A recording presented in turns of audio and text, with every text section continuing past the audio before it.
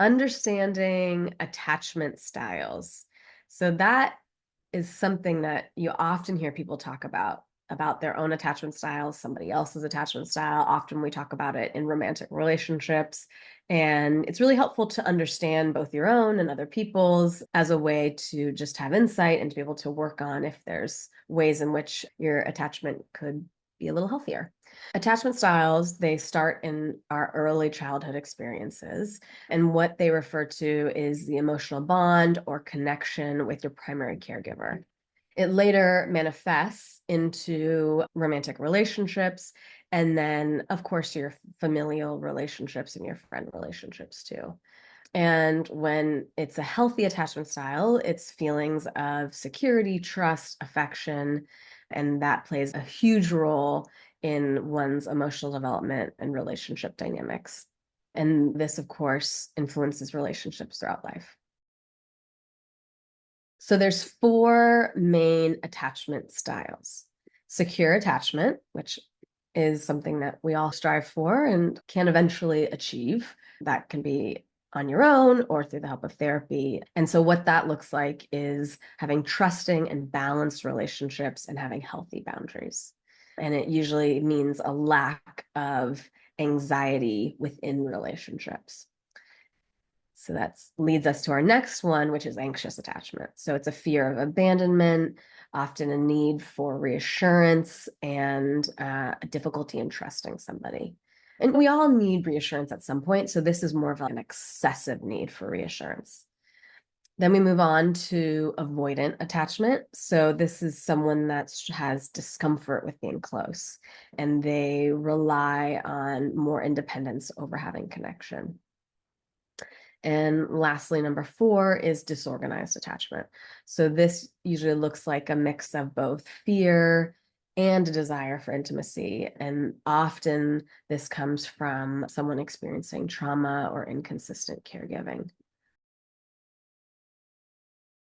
So what's the impact of attachment styles on relationships? We're going to talk about different types of relationships. So in romantic relationships, attachment styles will influence how we communicate, how we have conflict resolution, and our emotional intimacy with somebody. In friendship and family dynamics, the role of attachment is in maintaining our or avoiding close connections.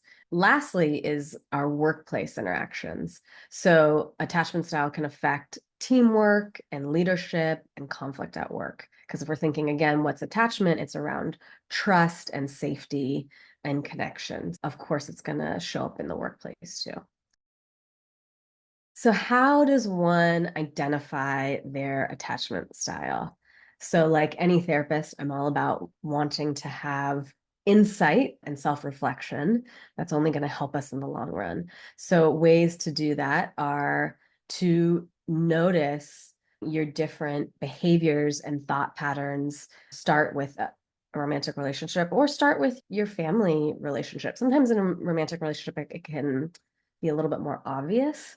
Not necessarily, but sometimes. And so again, you're wanting to notice, have insight into that, be curious about it.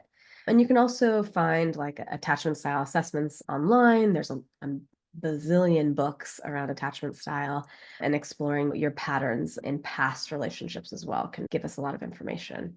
I want to put a little caveat here, which is sometimes, depending on the other person, we can sway one way or the other. So, for example, someone may, in general, have secure attachment, but they start dating somebody, and that person is inconsistent and confusing in their communication.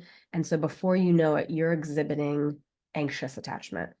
Just keeping all that in mind and noticing it, someone with secure attachment that has really strong secure attachment might be able to say, you know what, this isn't the right relationship for me, or be able to notice that behavior to somebody else. Someone that maybe is in the middle of secure and anxious, it might just flare up the anxious attachment. Just you're noticing all of that. You're asking questions about it to yourself. You're just being curious.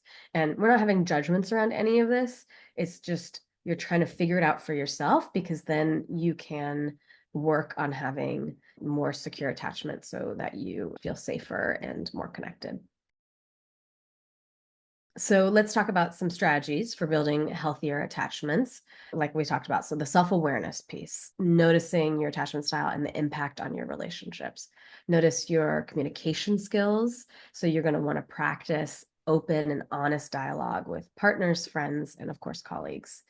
And you want to have this mindfulness and then self-compassion around why different attachment styles might be happening. A lot of people have experienced some trauma or inconsistent caregiving. And so just being patient with yourself and kind about why that might be happening and hope that it can look different. And so the hope piece can also happen by, you can work on it yourself, of course, or looking into professional help. And a professional can help with building healthier emotional connections. So to conclude with all of this, we're looking for secure attachment in general, because that is going to leave you feeling calmer, more stable, more grounded. So it's figuring out ways to foster that healthier attachment and having more fulfilling connections, more fulfilling relationships. If this is something that you've struggled with and you've read a lot and maybe tried doing your own sort of interventions and things aren't really working, that's when it might be a good time to reach out to a therapist. And Therapy Now SF, our clinicians are very experienced around relationships, attachment, and can really help people both figure out what's going on for them, build insight, and then also ultimately change to try to get more secure attachment.